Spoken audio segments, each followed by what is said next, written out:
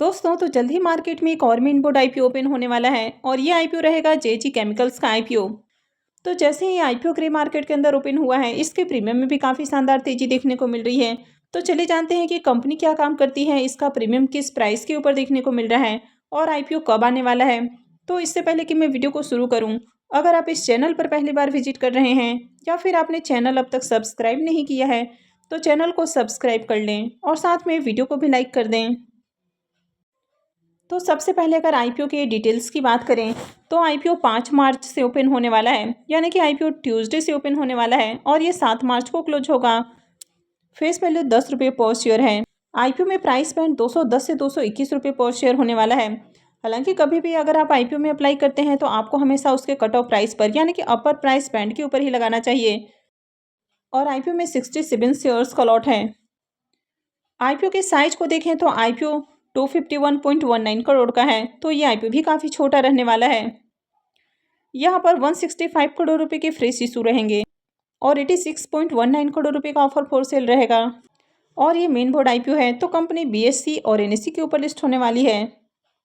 इस आईपीओ के reservation portion को देखें तो यहाँ पर क्यूआईबीज के लिए 50% का पोर्शन है, रिटेलर्स के लिए 35% और एचएनआईज के लिए 15% का पोर्शन दिया गया है।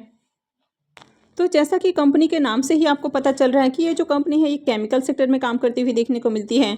तो कंपनी 1975 में इनकॉर्पोरेट हुई है, तो कंपनी काफ़ी पुरानी देखने को मिल रही है। और ये जो कंपनी है ये जिंक ऑक्साइड की मैन्युफैक्चरर है, तो कंपनी यहाँ पर 80 से भी ज़्यादा तरह के जिंक ऑक्साइड बनाती हुई देखने को मिलती है। अब जो केमिकल वाली कंपनियां देखने को मिलती हैं, तो वे जिस तरह का केमिकल बनाती हैं उनका यूज़ काफ़ी सारे अलग अलग इंडस्ट्रीज़ में होती हुई देखने को मिलता है। जैसे कि सेरेमिक की इंडस्ट्रीज़ की बात करें, पेंट एंड कोटिंग की बात करें, फार्मास्यूटिकल एंड कॉस्मेटिक की बात करें, इलेक्ट्रॉनिक्स एंड बैटरीज वाली इंडस्ट्रीज़ की बात करें, agrochemical and fertiliser, speciality chemical, lubricants, oil and gases और एनिमल फीड, तो इस तरह की इंडस्ट्रीज़ में इनका यूज़ किया जाता है। अब इस कंपनी की करंट में 3 मैन्युफैक्चरिंग फैसिलिटीज़ आपको देखने को मिल जाती हैं। तो 2 मैन्युफैक्चरिंग यूनिट कोलकाता के अंदर है, यानी कि कोलकाता वेस्ट बंगाल के अंदर है, और एक आंध्र प्रदेश के अंदर है। तो इनका जो आंध्र प्रदेश का नाइटूपेटा का मैन्युफैक्चरिंग फैसिलिटी देखने को मिलता है, ये लार्जेस्ट फैसिलिटी है और ये इनकी सब्सिडरी कंपनी द मटेरियल्स के द्वारा ऑपरेट होती हुई देखने को मिलती है। तो कंपनी इंडिया के साथ ही 10 से ज़्यादा कंट्रीज़ में अपने प्रोडक्ट ऑफर करती हुई देखने को मिलती है, यानी कि 200 से ज़्यादा लोकल और 50 इंटरनेशनल कस्टमर्स को अपने प्रोडक्ट सर्व करती है। तो कंपनी के ओवरऑल बिजनेस को देखें तो कंपनी का बिजनेस भी आपको बढ़िया देखने को मिल रहा है। अब इस तरह की जो कंपनी है इनका बिजनेस हमेशा चलते रहता है, हालांकि हर तरह के बिजनेस में आपको अप एंड डाउन्स देखने को मिलते हैं। जैसे कि अभी बात करें तो केमिकल वाले इंडस्ट्रीज़ में फिर से आपको ग्रोथ आती हुई देखने को मिल रही है। तो चलिए इसके फाइनेंशियल को भी देख लेते हैं।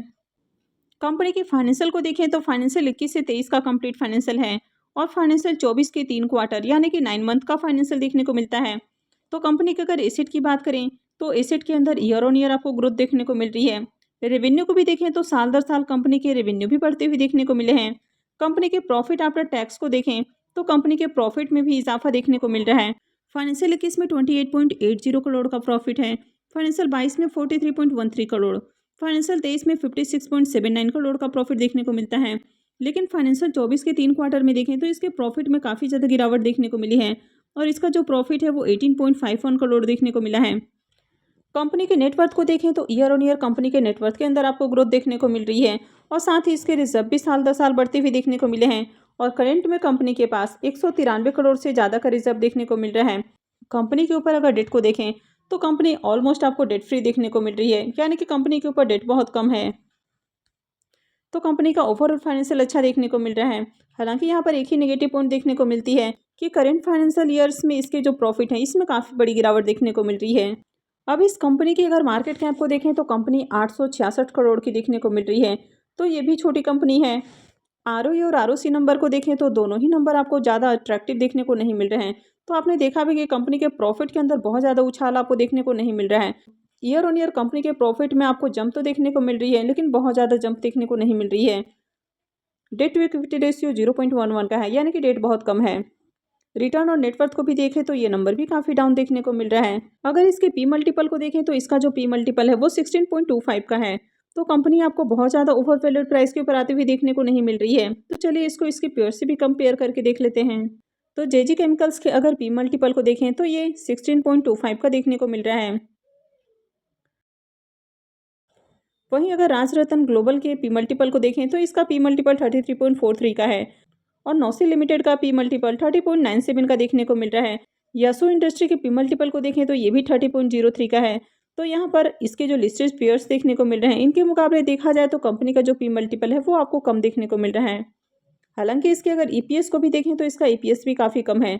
तो ये जो कंपनी है ये भी आपको ठीक ठाक प्राइस के ऊपर आईपीओ लाती हुई देखने को मिल रही है, यानी कि ओवर वैल्यूड देखने को नहीं मिल रही है।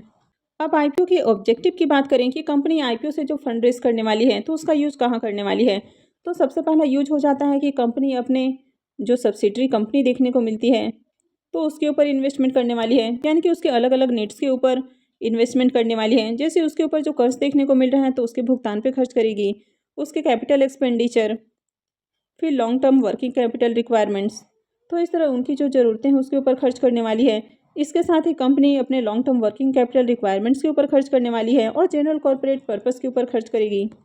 आईपीओ में लॉट साइज को देखें तो आईपीओ में 67 शेयर्स का लॉट होने वाला है और एक लॉट के ऊपर इन्वेस्टमेंट अमाउंट 14,807 रुपये रहेगा। कंपनी में प्रोमोटर्स की होल्डिंग को देखें तो अभी प्रोमोटर्स की होल्डिंग 100% देखने को मिल रही है और आईपीओ आने के बाद कम होने वाली है। हालांकि कितनी कम होने वाली है ये अब तक आपको देखने को नहीं मिल रहा है। आईपीओ के इम्पोर्टेंट टाइम टेबल को देखें तो ये जो आईपीओ है ये 5 मार्च से यानी कि ट्यूसडे से ओपन होने वाला है और ये 7 मार्च को क्लोज होगा। आईपीओ का अलॉटमेंट डेट 11 मार्च रहने वाला है, रिफंड डेट 12 मार्च रहेगा, क्रेडिट डेट भी 12 मार्च होने वाला है और आईपीओ की लिस्टिंग 13 मार्च को होगी। तो चलिए अब इसके प्रीमियम को भी देख लेते हैं। तो जेजे केमिकल्स आईपीओ के अगर प्रीमियम को देखें तो इसका प्रीमियम अभी 60 रुपीज़ के ऊपर ओपन होते हुए देखने को मिला है और आईपीओ में 67 शेयर्स का लॉट है। इसका मतलब है कि आईपीओ से 4,020 रुपये एक लॉट से प्रॉफिट बन सकता है। अगर इसके प्रीमियम को भी देखें तो इसका प्रीमियम 27% के ऊपर आपको देखने को मिल रहा है।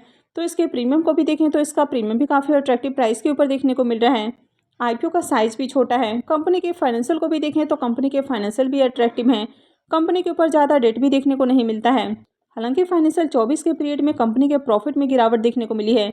अब इसमें कुछ पॉजिटिव पॉइंट की बात करें तो कंपनी केमिकल सेक्टर की देखने को मिल रही है, तो यहाँ पर हमेशा ही आपको डिमांड देखने को मिल जाती है, यानी कि इनका जो यूज है अलग अलग इंडस्ट्रीज़ में देखने को मिलता है, तो इनकी डिमांड हमेशा बनी रहती है।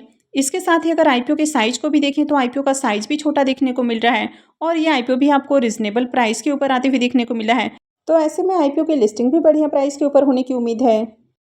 तो यहाँ पर भी आईपीओ छोटा देखने को मिल रहा है, तो यहाँ पर भी आगे डिमांड रहने वाली है, तो आगे इस आईपीओ को टारगेट किया जा सकता है। तो आई होप कि आपको जानकारी अच्छी लगी होगी। तो अगर आपने वीडियो को अब तक लाइक नहीं किया है तो वीडियो को लाइक कर दें और साथ में चैनल भी सब्सक्राइब करके रखें और वीडियो को अंत तक देखने के लिए आप सबका बहुत बहुत धन्यवाद।